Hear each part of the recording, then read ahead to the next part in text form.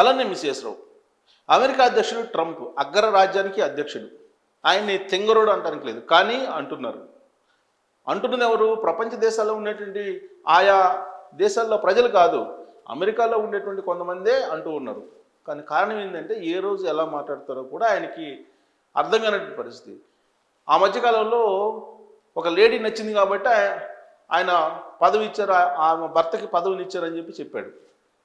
ఇప్పుడు తాజాగా ఏమంటున్నారు? నేను తలుసుకుంటే ప్రధానమంత్రి నరేంద్ర మోడీ గారిని గంటల వ్యవధిలోనే దించేయగలనని చెప్తున్నారు.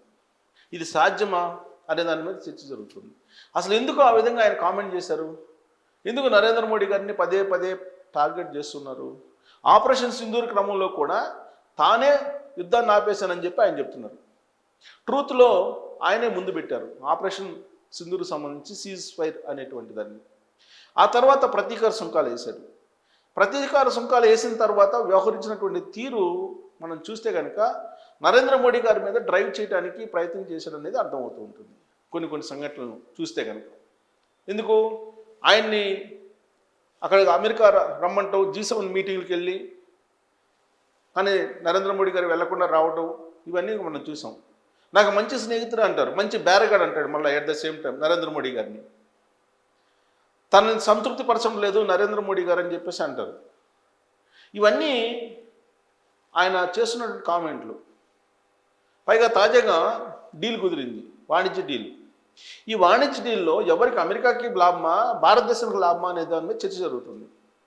దీని మీద కూలంకుషంగా అన్ని అబ్జర్వ్ చేసిన తర్వాత 12వ తారీఖున అంటే గురువారం రోజు తెల్లవారితే భారత్ బంద్కు పిలుపునిచ్చారు రైతులు, రైతు సంఘాలు, విపక్షాలు అన్నీ కూడా. దానికి కారణం ఏంటంటే వ్యవసాయం, పాడి ఉత్పత్తుల్ని అమాంతం అమెరికా నుంచి డంప్ చేసుకుంటూ ఉన్నారు. దాంట్లో పప్పు దినుసులు కూడా ఉన్నాయి అనేది ఒక పెద్ద అణుబాంబు లాంటి వార్త భారతదేశానికి. కారణం ఏంటంటే ఇప్పటికే పప్పు దినుసులకు సంబంధించినటువంటి ఉత్పత్తులు తక్కువ రేట్లు ఉన్నాయి భారతదేశంలో. భారతదేశంలో పండించేటువంటి ప్రధానంగా తెలుగు రాష్ట్రాల్లో పండించేటువంటి శనగ, మినుము వీటన్నిటికీ పప్పు దినుసులకి పెద్దగా రేట్లు లేవు. దాదాపు 7 ఏడాది కాలంగా శనగల్ని కోల్డ్ స్టోరేజ్లో పెట్టుకొని ఉన్నారు. దీనికి కారణం ఏంటి? పాశ్చాత్య దేశాల నుంచి గత కొన్ని సంవత్సరాలుగా పెద్ద ఎత్తున పప్పు దినుసుల్ని దిగుమతి చేసుకుంటూ ఉన్నారు. అమెరికా కాకుండా మిగతా దేశాల నుంచి, యూరోప్ కంట్రీస్ నుంచి.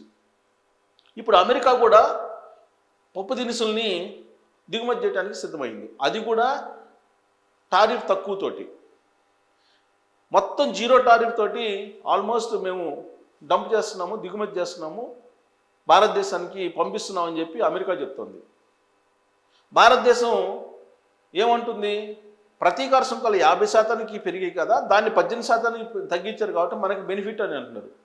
ఇదంతా కూడా ఎలా ఉందంటే ఎవరైనా తెలిసిన వాళ్ళు ఏదన్నా మనం అపార్ట్మెంట్ కొనడానికి పంపించాం అనుకోండి బిల్డర్ దగ్గరికి, మనం తెలిసిన వాళ్ళం కాబట్టి ఆయన ఏం చెప్తారంటే ₹1 కోటి, ₹1,20,00,000 చెప్తాడు. మీరు కాబట్టి చెప్పారు కాబట్టి ఒక 10 లక్షలు తగ్గిస్తున్నానండి, ₹1,10,00,000 చేసుకోండి అని చెప్తారు. ఇలాంటి బేరం. అలాగే ట్రంప్ ప్రతీకార సుంకాలు అని చెప్పి 50% పెంచేసి ఇప్పుడు వాటిని 18% తగ్గించాలని చెప్తున్నారు. అసలు గతంలో ఎంత ఉండేవి? 2 నుంచి 3% ఉండేవి. అదే అమెరికా ప్రొడక్ట్స్కి 100% దిగుమతి సుంకాలు వేసినటువంటి వస్తువులు కూడా ఉన్నాయి.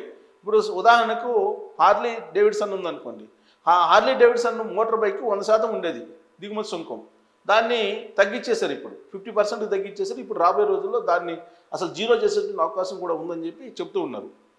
అంటే మొత్తం వాణిజ్యంలో 40 లక్షల కోట్ల రూపాయల విలువైనటువంటి ఉత్పత్తులు అమెరికా నుంచి భారతదేశానికి దిగుమతి చేస్తున్నారు, దిగుమతి అవుతున్నాయి. రాబోయే రోజుల్లో దిగుమతి చేసుకుంటుంది భారతదేశం. దీంట్లో ఆయిల్ కూడా ఉంది, వెనిజులా నుంచి ఆయిల్ ఉంది, అమెరికా నుంచి ఆయిల్ దిగుమతి చేసుకునే కార్యక్రమం కూడా ఉంది. రష్యా నుంచి ఆయిల్ మీరు కొనకూడదు, ఇది నిబంధన. సో రష్యా నుంచి ఆయిల్ కొనడం ఆపేశామని చెప్పి ప్రధానమంత్రి నరేంద్ర మోడీ గారు చెప్పారు, విదేశాంగ శాఖ మంత్రి జయశంకర్ గారు చెప్పారని చెప్పేసి చెప్తుంది అమెరికా. మేము కొనటం లేదు లేదా కొంటున్నాము ఏదో ఒకటి చెప్పాలి కదా భారత ప్రభుత్వం, చెప్పట్లా. జయశంకర్ గారిని అడిగితే ఏం చెప్తున్నారు? అది వాణిజ్య శాఖ మంత్రికి తెలుసు అని చెప్తున్నారు.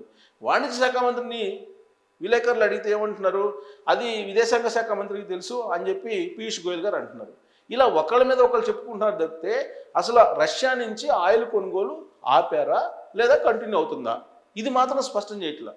కాకపోతే ఒకటి మాత్రం మనకు స్పష్టంగా తెలిసినటువంటి విషయం ఏంటంటే రీసెంట్గా రష్యాతోటి భారతదేశం వాణిజ్యపరమైనటువంటి ఒప్పందాన్ని కుదుర్చుకుంది, రక్షణపరమైనటువంటి ఒప్పందాన్ని కుదుర్చుకుంది, సాంకేతికపరమైనటువంటి ఒప్పందాన్ని కుదుర్చుకుంది.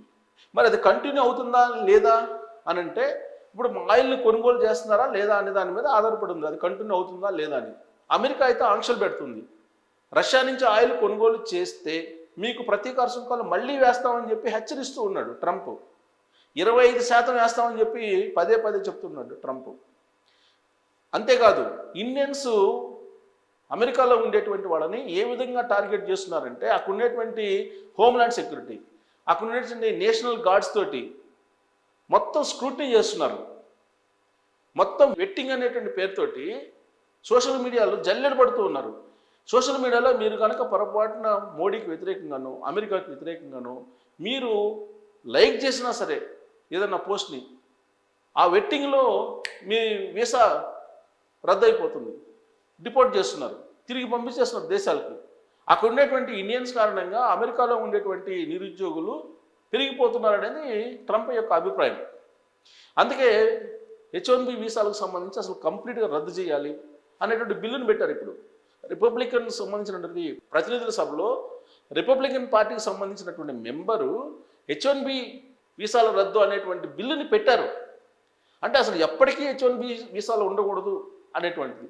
ఇప్పటికే వచ్చినటువంటి వాళ్ళు ఉన్నారు, వాళ్ళతోటే నిరుద్యోగం పెరిగిపోతుంది, వాళ్ళ కారణంగా కార్మికులకి అమెరికాలో ఉండేటువంటి వాళ్ళకి పని దొరకట్లేదు అనేటువంటి వాదనని ఆయన వినిపిస్తూ బిల్లుని పెట్టారు.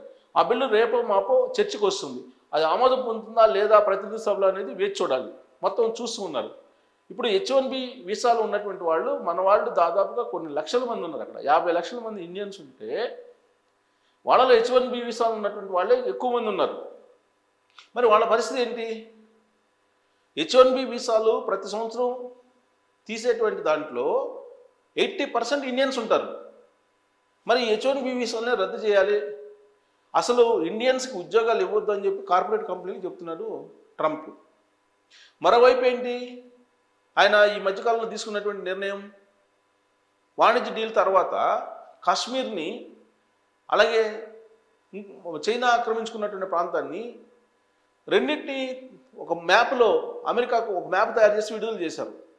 అంటే కాశ్మీరు పీఓకే ప్రత్యేకించి పీఓకే అలాగే చైనా ఆక్రమించుకున్నటువంటి చియాన్ అనేటువంటి ప్రాంతం, ఈ రెండింటినీ భారత్లో అంతర్భాగంగా గుర్తిస్తూ ఒక మ్యాప్ని రిలీజ్ చేశారు డీల్ కుదిరినట్టు వెంటనే. ఇప్పుడు దాన్ని అర్ధాంతరంగా తొలగించేశారు. ఎందుకు పెట్టారో ఎందుకు తొలగించారో ఎవరికీ తెలియదు. వాస్తవంగా ప్రత్యేకమైన వివాదంగా ఉన్నటువంటి ప్రపంచంలో ఉండేటువంటి ప్రాంతాలని ప్రత్యేకంగా వాళ్ళు చూస్తూ ఉంటారు, ప్రత్యేకంగా మ్యాప్లో చూపిస్తూ ఉంటారు. అలాంటిది భారత్లో అంతర్భాగం పీఓకే అలాగే చిన్ అనేటువంటి ప్రాంతం అనేది చూపించేశారు. చైనా ఆధీనంలో ఉన్నటువంటి ప్రాంతం, వివాదం భారత్కిను చైనాకి మధ్య వివాదం ఉన్న ప్రాంతాన్ని భారత్లో భూభాగంగా చూపించేశారు. ఒక 3 రోజులు 4 రోజులు ఉంది, తర్వాత తీసేశారు ఇవాళ.